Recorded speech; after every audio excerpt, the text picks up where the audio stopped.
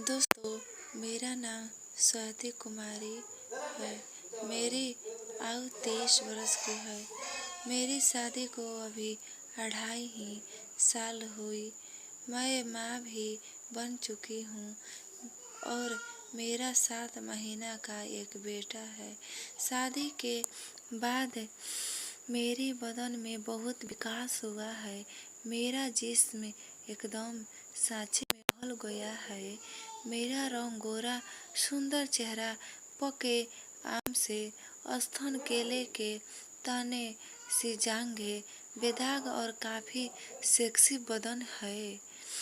मेरे पति का नाम आशीष है, जो शहर से बाहर काम करते हैं।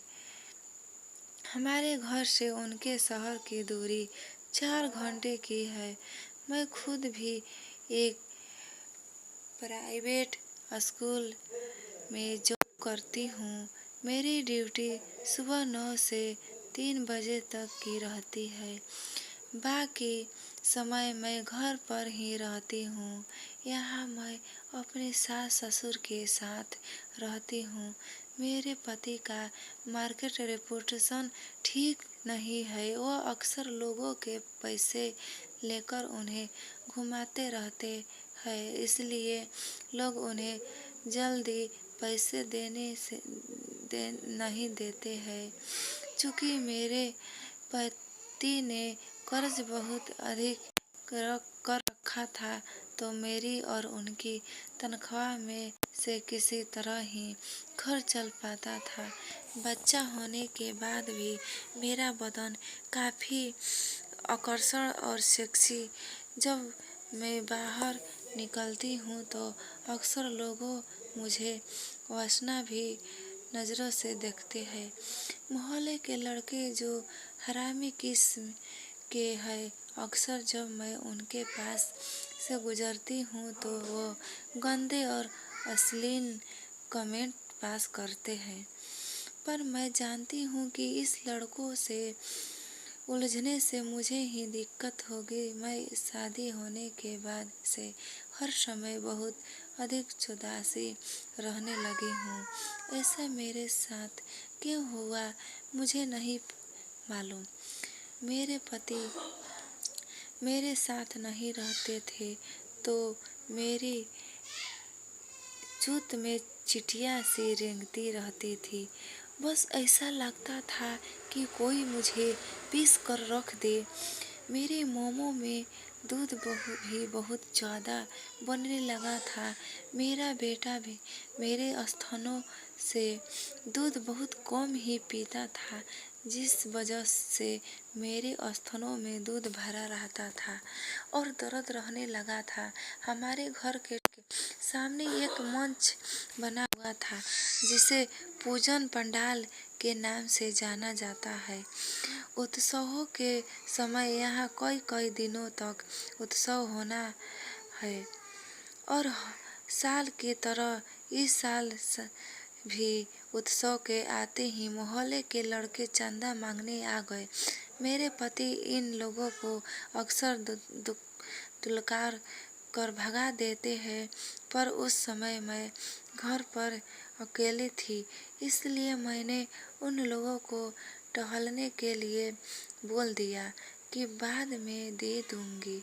उस समय तो वो लोग चले गए, पर रोज दोनों समय आकर वो मुझे लगता था कि वो लोगों को तो मुझे पास से देखने का अच्छा मौका मिल गया था, क्योंकि हमेशा 2-3 लोग ही आते। एक मुझसे बात करता और बाकी के मेरे स्तनों को निहारते या गहराई को देखने की कोशिश करते। आखिर उन्होंने मुझे कह दिया, भाभी जी, अगर पैसे देने में इतनी प्रॉब्लम हो रही है तो आप प्रसाद के लिए ही कुछ दे दीजिए। मैंने धीरे से पूछा, प्रसाद में क्या देना चाहिए? एक दिन कहा, हम हर रोज खीर बनाते हैं, 5 लीटर दूध से रोज खीर बनाते हैं। आप बस एक दिन 5 लीटर दूध रोज दे दीजिए। उनकी यह बात मुझे अच्छी लगी और मुझे फिलहाल उन लोगों को टहलाना था। मैं जानती थी कि मैं 5 लीटर दूध भी नहीं दे पाऊंगी, फिर भी मैंने हाँ भर दी। 10 दिन बाद उत्सव चालू हो गया और पहले ही दिन वो लोग आए धमके। मैंने हिम्मत करके कह दिया कि मैं 5 लीटर दूध नहीं दे पाऊंगी। यदि बिना पैसे के मैं कोई मदद दे सकती हूँ तो बताओ। वो लोग कुछ नहीं बोले और वापस चले गए। उस लोग का आना बंद हो उत्सव के 2 दिन हो गए और मेरे सास ससुर को अपने बेटी के यहाँ जाना पड़ा। असलम मेरे ननद की डिलीवरी का समय आ गया था, इसलिए मेरे सास ससुर को 1 हफ्ते के लिए जाना था। मेरे बेटे की अभी कम उम्र थी, सो मैंने उनके साथ नहीं जाने का फैसला किया था। उसी शाम को मेरे सास ससुर चले गए। मेरी एक आदत है कि मैं अक्सर शाम को खाना खाने के बाद घर के बाहर अपनी सास के साथ टहलने निकलती जाती हूँ। उस समय शाम को मैं रोजाना नाइटी पहने हुई रहती हूँ। चूँकि उत्सव चल रहा था, इसलिए मैं थोड़ा रुक गई कि भीड़ छट जाए तो निकलूंगी। भीड़ छटते छटते रात के 10:30 बज गया। पूरा मोहल्ला सुनसान हो गया। तब मैं बाहर निकली। मैंने नाइटी पहनी हुई था और अंदर ब्रांड नहीं पहनी थी। वैसे भी टहलने के बाद मैं सीधे जाकर सो जाती हूँ।